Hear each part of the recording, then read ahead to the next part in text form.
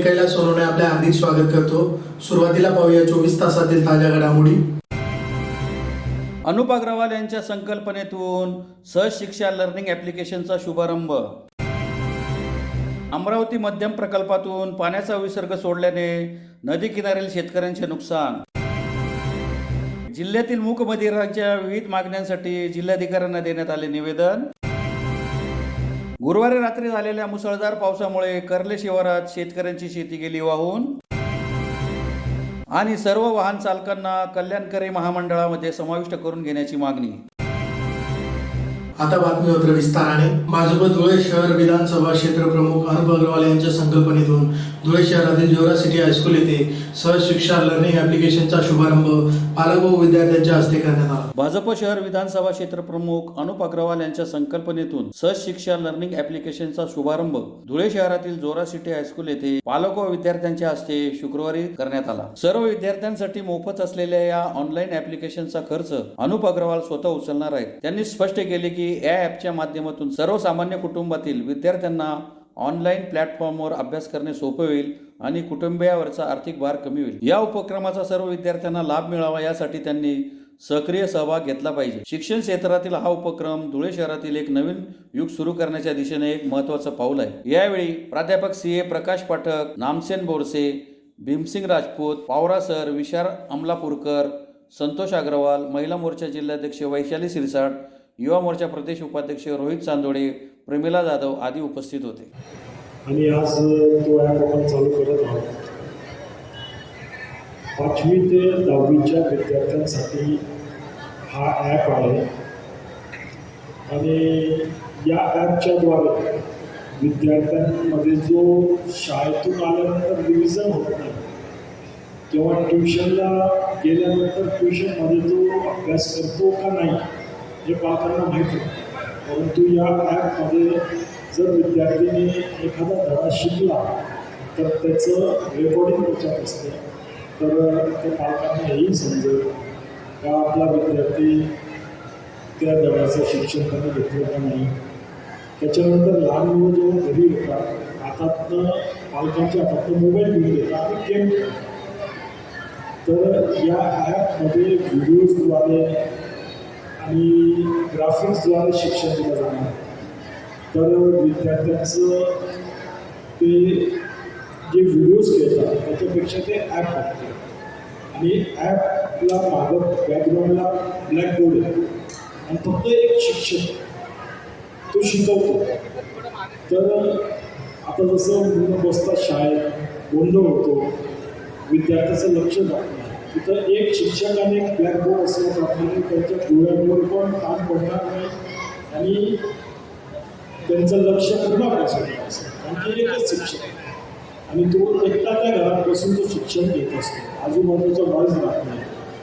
तर याचा मोठा फायदा या ॲपद्वारे आपण विद्यार्थ्यांसाठी त्या ठिकाणी देणार आहोत आणि अतिशय सुंदर असा ॲप आपण डेव्हलप केलेला आहे। 5वी ते 10वीच्या विद्यार्थ्यांसाठी इंग्लिश, सेमी इंग्लिश आणि मराठी मीडियम स्टेट बोर्ड असा हा ॲप आहे। याच्यात सर्व धडे जे लागतात ते सर्व धडे आहेत आणि 10,000 लोकांना पहिल्या टप्प्यात आपण हा ॲप देणार आहोत। शिंदखेडा तालुक्यातील मालपूर येथील अमरावती मध्यम प्रकल्पाचे 4 दरवाजे उघडून पाण्याचा विसर्ग सोडल्यामुळे नदी किनारील शेतकऱ्यांचे मोठे नुकसान झाले असून नुकसान भरपाईची मागणी शेतकऱ्यांनी केली आहे। शिंदखेडा तालुक्यातील मारपूर येथील अमरावती मध्यम प्रकल्पाचे 4 दरवाजे उघडून पाण्याचा विसर्ग सोडण्यात आल्यामुळे नदीकाठावरील शेतकरी चंद्रसिंग रावल व भटूसिंग रावल यांची बांधकाम केलेली विहीर, पाईपलाईन व कृषीपंप आदींचे नुकसान झाले असून शेतातील कापूस, तूर ही पिके सुद्धा वाहून गेल्यामुळे शेतकरी हवालदिल झाले आहे। गेल्या 2 ते 3 दिवसापासून परतीच्या पावसाने धुळे जिल्ह्यात धुमाकूळ घातला आहे, त्यामुळे अनेक प्रकल्प तुडुंब भरले आहेत। मालपूर येथील अमरावती मध्यम प्रकल्पातही पाण्याची आवक वाढल्याने प्रकल्पाचे 4 दरवाजे उघडून विसर्ग सोडण्यात आल्यामुळे त्याचा फटका नदी किनारील शेतकऱ्यांना बसलाय। भटूसिंग रावल यांचे गट क्रमांक 451 व चंद्रसिंग रावल यांचे गट क्रमांक 452 येथील पिकांचे मोठे नुकसान झाले, त्यामुळे शेतकरी हवालदिल झाले। प्रशासनाने त्वरित पंचनामे करून नुकसान भरपाई मिळवून द्यावी अशी मागणी करण्यात आली आहे। 152 आहे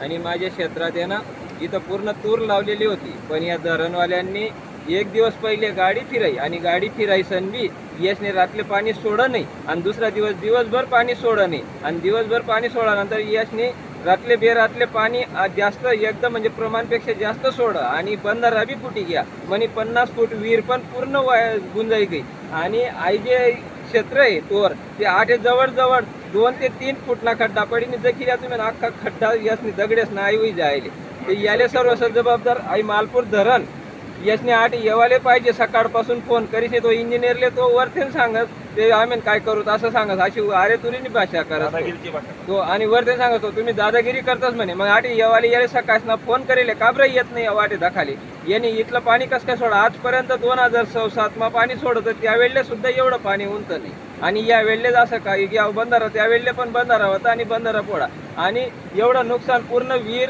पाईपलाईन आणि आई म्हणा 2 एकर पूर्ण क्षेत्र आई पूर्ण पाणी मा खराब होई गे म्हणे तूर जवळजवळ डोका बरोबर तूर अख्खी वाई गई आणि असं एवढं नुकसान करेल याले सर्व जबाबदारी या घेतच आणि यासना प्रत्यक्ष केल्या पूर्ण म्हणजे जवळजवळ 2-2.5 फूट ना खोल खड्डा पाडी टाका वावर मग 2 एकर क्षेत्रामा ते याने भरपाई शासनने करो आणि आई करो.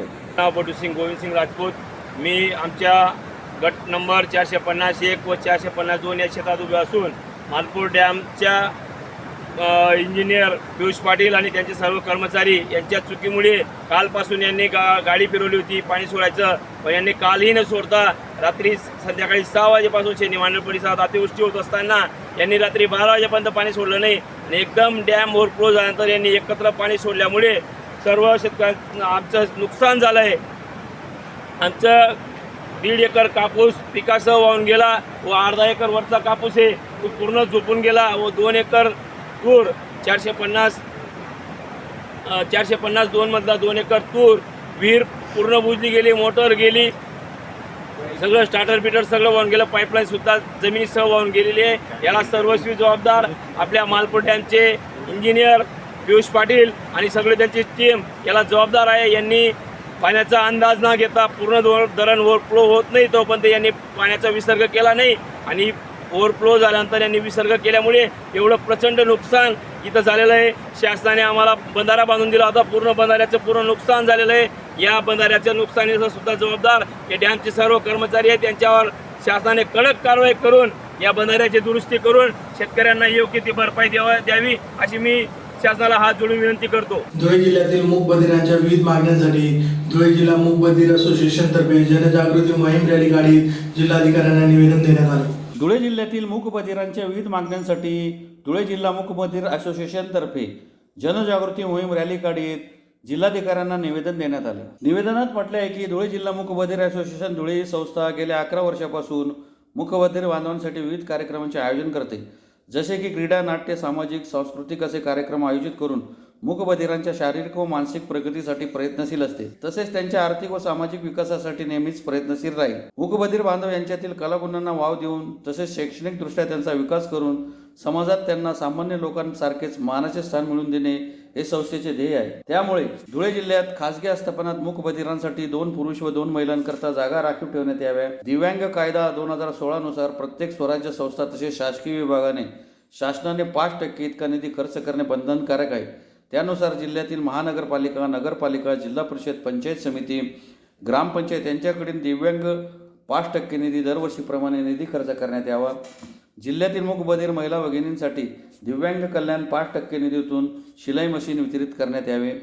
दिव्यांग मूकबधिर व्यक्तींचा हेतुपुरस्सर अपमान आणि थट्टा करणे, दिव्यांग लोकांची चेष्टा करणारे विनोद आणि असंवेदनशील भाषा सोशल मीडियावर प्रसारित करणाऱ्यांवर योग्य ती कारवाई करावी अशा मागण्या करण्यात आल्या आहेत. यावेळी मनेश पाटील, सिराज शेख, देवेंद्र मासुळे, प्रशांत बागुल, साजिद अन्सारी, इम्रान अन्सारी, शब्बीर पठाण, एजाज सलीम शाह, नईम सलीम शाह, प्रशांत मोरे, रवींद्र चिरुटे, योगेश पाटील, शिवाजी रावते, मोहन चव्हाण, लक्ष्मण गवळी, अशोक गवळी, गणेश पवार, आनंद कोळी, निलेश आजबे, आबा पानपाटील, निलेश कोळपकर आदी उपस्थित होते. असोसिएशन धुळे यांच्यामार्फत आज जागतिक मूकबधिर दिनानिमित्त जनजागृती मोहीम रॅलीचं आयोजन करण्यात आलं होतं.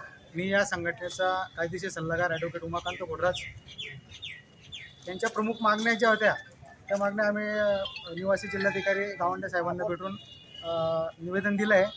त्याच्यामध्ये सर्वात प्रमुख मागणी अशी होती की हे जे मूकबधिर विद्यार्थी आहेत, हे युवक आहेत, यांना कुटुंबात स्थान नाही, समाजात मान नाही आणि शासन यांच्याकडे दुर्लक्ष करतं. तर यांची सर्वात महत्त्वाची मागणी म्हणजे दिव्यांग कल्याण निधी जो आहे 5%, जो स्वराज्य संस्थेमध्ये आणि शासकीय स्तरावर कंपल्सरी म्हणजे बंधनकारक आहे तो खर्च करणं, पण अद्यापर्यंत तो खर्च होत नाही. तर या 5% निधीतून महिलांना, मूकबधीर ज्या महिला आहेत त्या महिलांना शिलाईन मशीन मिळावं. तसेच या निधीतून जो खर्च होणार आहे तो मूकबधीर युवकांवर खर्च व्हावा, ही प्रमुख मागणी आहे. आणि सर्वात दुसरी महत्त्वाची म्हणजे खाजगी आस्थापनात मूकबधिरांसाठी 2 पुरुष व 2 महिलांकरता जागा राखीव ठेवण्यात याव्यात. तसेच दिव्यांग मूकबधीर व्यक्तींचा हेतुपुरस्कार जो अपमान केला जातो, थट्टामस्करी केली जाते आणि सोशल मीडियावर जे असंवैधानिक व्हिडिओ व्हायरल होतात, हे व्हिडिओ व्हायरल कुठेतरी थांबावेत आणि अशा व्यक्तींवर कायदेशीर कारवाई व्हावी यासाठी हे सदरचे जनजागृती मोहीम होती. आणि आज आम्ही निवासी उपजिल्हाधिकारी गावंडे साहेबांना निवेदन दिलेलं आहे आणि त्यांनी तसं आश्वासनही दिलं की यातले जे विद्यार्थी आहेत, जे युवक आहेत, ज्या शिक्षित असतील, त्यांचं टायपिंग झालेलं असेल तर त्यांना नक्कीच शासकीय सेवेमध्ये आम्ही सामावून घेऊ, नक्कीच त्यांना आम्ही रोजगार उपलब्ध करून देऊ. आणि दुसरी एक मागणी होती की या विद्यार्थ्यांना बसण्यासाठी जागा नाही किंवा हितगुज करण्यासाठी अशी बैठक व्यवस्था नाही आहे. रस्त्यावर कुठेतरी उभे राहतात, गप्पा मारतात, तर तेव्हा ते येणार जाणार त्यांच्यावर टॉन्टिंग करतात. हा कुठेतरी हा प्रकार थांबायला पाहिजे. यासाठी स्वतः साहेबांनी सांगितलं की यांची निवासाची किंवा कुठेतरी बैठक व्यवस्था किंवा कोणता तरी हॉल आम्ही उपलब्ध करून देण्याचा नक्कीच प्रयत्न करू. शिंदखेडा तालुक्यातील कर्ले येथे गुरुवारी रात्री झालेल्या मुसळधार पावसामुळे परिसरातील भिकनदेवरे यांचे कापसाचे 1.5 एकर क्षेत्र वाहून गेल्यामुळे शेतकऱ्याचे अतोनात नुकसान झाल्याने शेतकरी हवालदिल झाला आहे. शिंदखेडा तालुक्यातील कर्ले येथे गुरुवारी रात्री 10 ते 11 वाजेच्या सुमारास मुसळधार पाऊस झाल्यामुळे परिसरातील भिकन पुंडलिक देवरे यांचे कापसाचे शेत वाहून गेले असून संपूर्ण 1.5 एकर शेत वाहून गेल्यामुळे मोठे नुकसान झाले आहे. गेल्या 1-2 वर्षापासून शिंदखेडा तालुक्यात कमी पाऊस असल्यामुळे दुष्काळी परिस्थिती होती, परंतु यावर्षी चांगला पाऊस झाल्यामुळे शेतकऱ्यांनी कर्ज काढून शेती पिकवली होती. यातच कर्ले येथे गुरुवारी रात्री मुसळधार पाऊस झाल्यामुळे भिकन देवरे यांचे कापसाचे 1.5 एकर क्षेत्र वाहून गेले आहे. त्यामुळे शेतकरी चिंतातूर झाला असून शासनाने शेतकऱ्याला त्वरित नुकसान भरपाई मिळवून द्यावी अशी मागणी करण्यात येत आहे. 9-9:30च्या सुमारास जास्ती पाऊस आल्यामुळे माझ्या शेतातलं नुकसान झालेली आहे. तरी शासनाने त्वरित पाणी करावी आणि काय असेल ते आर्थिक मदत करण्याची संधी द्यावी. किती क्षेत्र वाहून गेलं? एक आपला एकर एक एकर शासनाने पंचनामा करावा. शासनाने पंचनामा करावा. सर्व वाहन चालकांना महाराष्ट्र शासनाने स्थापन केलेल्या कल्याणकारी महामंडळामध्ये समाविष्ट करावे या मागणीसाठी स्वराज्य वाहन चालक संघटनेतर्फे जिल्हाधिकारी कार्यालयासमोर निदर्शने करून निवेदन देण्यात आले. सर्व वाहन चालकांना महाराष्ट्र शासनाने स्थापन केलेल्या कल्याणकारी महामंडळामध्ये समाविष्ट करावे या मागणीसाठी स्वराज्य वाहन चालक संघटनेतर्फे जिल्हाधिकारी कार्यालयासमोर निदर्शने करून निवेदन देण्यात आले. निवेदनात म्हटले आहे की महाराष्ट्र शासनाकडून ऑटो रिक्षा आणि मीटर टॅक्सी चालक कल्याणकारी महामंडळ स्थापन केल्याबद्दल आम्ही स्वराज्य वाहन चालक संघटनेच्या वतीने मनापासून आभार मानतो आणि सदर निर्णयाचे स्वागत करतो. सदर महाराष्ट्र शासनाकडून कल्याणकारी महामंडळ स्थापन केले आहे व ते अंमलात आणले आहे. ते महामंडळ केवळ ऑटो रिक्षा व मीटर टॅक्सी या वाहनधारक यांच्यापुरतीच मर्यादित केली गेली आहे. महाराष्ट्रात ट्रक, टेम्पो, बस, प्रायव्हेट टॅक्सी असे अनेक चालक हे महाराष्ट्रातच नव्हे तर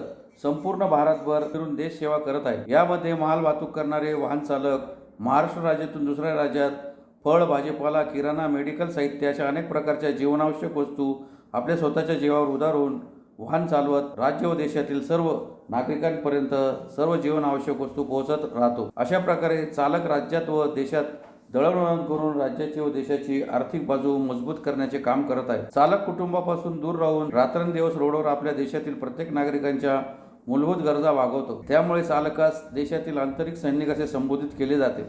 तरी देखील सदर कल्याणकारी महामंडळातून यांना वगळण्याचे स्पष्ट होत आहे. त्यामुळे सदर चालक कमी पगारामध्ये आपले कर्तव्य व जबाबदारी पूर्ण करत असतात व उपाशी पोटी राहून स्वतःचा जीव धोक्यात घालून लोकांची सेवा करत आहेत. अशा योद्ध्यांचा शासन दरबारी विचार होणे गरजेचे आहे. सदर कल्याणकारी महामंडळ योजनेची खरी गरज राज्यातून दुसऱ्या राज्यात दळणवळण करणारे चालकांना आहे. त्यामुळे महाराष्ट्र शासनाने त्यांच्याकडे दुर्लक्षित केल्याचे दिसत आहे. महाराष्ट्र शासनाने ऑटो व मीटर टॅक्सी वाहन चालकांसाठी जे कल्याणकारी महामंडळ स्थापन केले आहे ते इतर चालकांच्या सोबत अन्याय केल्यासारखे आहे व एक प्रकारे त्यांना समाजात कोणतेही महत्त्व नसल्याचे प्रतीक होत आहे. त्यामुळे स्वराज्य वाहन चालक संघटना महाराष्ट्र राज्य यांनी विनंती व मागणी आहे की महाराष्ट्र शासनाने चालकांसाठी जे कल्याणकारी महामंडळ स्थापन केले आहे त्यामध्ये महाराष्ट्रातील इतर चालकांना समाविष्ट करून घ्यावे. सदर कल्याणकारी महामंडळात इतर चालकांना सामावून घेणे शक्य होत नसेल तर सध्या अस्तित्वात असलेल्या महामंडळाप्रमाणे आणखीन एक महामंडळ स्थापन करण्यात यावे. नवीन महामंडळ स्थापन केल्यास किंवा सध्या अस्तित्वात असलेल्या महामंडळामध्ये स्वराज्य वाहन चालक संघटनेचे एक प्रतिनिधी यांना पदाधिकारी म्हणून घेण्यात यावे. महाराष्ट्रातील सर्व चालकांना कल्याणकारी महामंडळ या योजनेमध्ये समाविष्ट करावा अशी मागणी करण्यात आलेली आहे. यावेळी संस्थापक अध्यक्ष गुरु कट्टी, महासचिव रवींद्र बिराजदार, छोटू करंजकर, राजेंद्र मराठे, सुनील पाटील, गुलाब पाटील, रवी पाटील, पंकज जाधव, रवी पारधी, नाना पाटील, विष्णू सरोदे, बापू धनगर, बापू जोशी, किरण वराडे, सुरेश चौधरी, सचिन जैन, साहेबराव दनगे आदी उपस्थित होते. KTR धुळे आम्ही महाराष्ट्र सरकार जे महामंडळ स्थापन करत आहे त्या महामंडळात आम्हाला सर्वांना ट्रक टेम्पो युनियनला सामावून घेण्यात यावं, आमचे तिथे प्रतिनिधी घेण्यात यावे. याच्यासाठी आम्ही निवेदन द्यायला धुळे कलेक्टर ऑफिसला आलो होतो. त्यांना निवेदन दिलेलं आहे. आमच्या काही मागण्या आहेत, त्या मागण्या मी थोडक्यात वाचून अपघाती मृत्यू विमा 20 लाखापर्यंत, अपघाती अपंग विमा योजना 10 लाखापर्यंत, वार्षिक मेडिकल योजना 5 लाखापर्यंत, मुलांचे मोफत शिक्षण मिळावे, महिलांना गृह उद्योगाची योजना मिळावी, जिल्हा तालुका ठिकाणी विश्रामगृह निर्माण करण्यात यावे, उद्योगासाठी कमी व्याजदरात कर्ज देण्यात यावं, स्थानिक शहरात स्टँड निर्माण करण्यात यावं, सरकारी कचेरीमध्ये उद्योग उपलब्ध करून देण्याची योजना आहे, वय वर्ष 60 पेन्शन योजना लागू करण्यात यावी. या सर्व आमच्या 10 मागण्या आहे. आम्ही त्या सरकारला कळवतो. या स्वीकारून त्यांना ही नम्र विनंती. जर मंजूर नाही झाल्या तर आम्ही मोठं जन आंदोलन पूर्ण महाराष्ट्रात निर्माण करणार. पुन्हा एकदा जर ठळक घडामोडींवर. अनुप अग्रवाल यांच्या संकल्पनेतून सहज शिक्षा लर्निंग ॲप्लिकेशनचा शुभारंभ. अमरावती मध्यम प्रकल्पातून पाण्याचा विसर्ग सोडल्याने नदी किनारील शेतकऱ्यांचे नुकसान. जिल्ह्यातील मूकबधिरांच्या विविध मागण्यांसाठी जिल्हाधिकाऱ्यांना देण्यात आले निवेदन. गुरुवारी रात्री झालेल्या मुसळधार पावसामुळे कर्ले शिवारात शेतकऱ्यांची शेती गेली वाहून. आणि सर्व वाहन चालकांना कल्याणकारी महामंडळामध्ये समाविष्ट करून घेण्याची मागणी. याचबरोबर श्रीराम टाइम न्यूजच्या बातमीपत्र संपले. दिवसभरातील ताज्या घडामोडींसाठी पाहत राहा श्रीराम टाइम न्यूज. भेटूया पुढील प्रसारणात. तोपर्यंत नमस्कार.